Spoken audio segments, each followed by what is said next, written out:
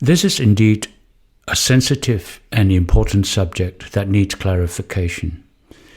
See, the Bible never encourages divorce. We put it straight out there, but it does allow it in certain serious cases. And when we understand how God designed marriage to work, now these exceptions start to make sense. Let's talk about marriage.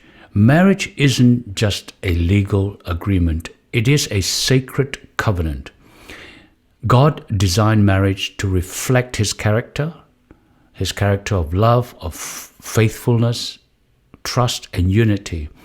And that's why Jesus said in Matthew 19:6, and I quote, "What God has joined together, let no one separate," unquote. So marriage is to function in harmony with God's life-giving principles, His design for truth, for freedom, for trust, and for love. Now, when these principles are broken in serious ways, that particular relationship can become so damaged that it no longer can operate as God has intended it to. And that's why Scripture gives a few specific reasons why divorce and separation is permitted. Sexual immorality, for instance, in Matthew 19:9, and I quote, "Anyone who divorces his wife except for sexual immorality and marries another commits adultery." Now, this refers to unfaithfulness in a broad sense, physical, emotional, or habitual sexual sin. Adultery, therefore, shatters the trust and the oneness of the marriage covenant. And while God's ideal is always healing, He understands that rebuilding trust after such a deep betrayal isn't always possible, especially when the offending spouse is unrepentant. The other reason might be abandonment. In 1 Corinthians chapter 7, verse 15, Paul writes, I quote, "If the unbelieving partner separates, let it be so. In such cases, the brother or sister is not bound," unquote. Now, this applies when one spouse walks away from the marriage and refuses to live in peace or upholding their role in this covenant. Now, this principle here is that God never forces someone to remain bound to someone who has already abandoned the relationship in the heart or indeed in practice. And the third one is death. Now, this reason is straightforward.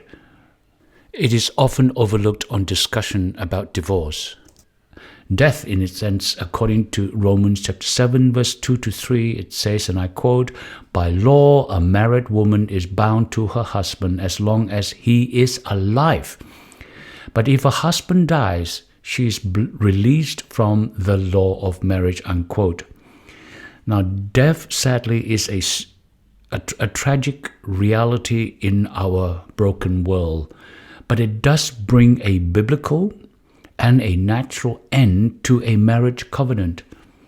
The surviving spouse is therefore free to remarry if they choose, without guilt or sin or shame.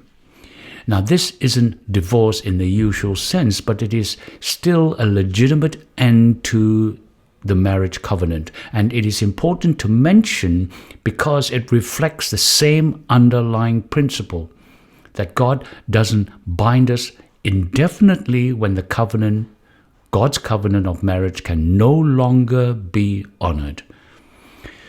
So these are some of my final thoughts. God's heart is always for healing, for wholeness and reconciliation when possible. Now, divorce is never His ideal, but He understands the reality of human brokenness. We live in a broken world.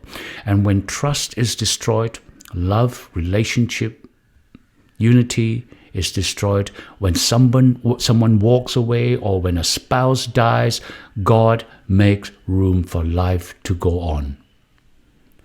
What is clear, though, that Scripture is this: The Lord is close to the brokenhearted and saves those who are crushed in spirit. Psalm 34:18.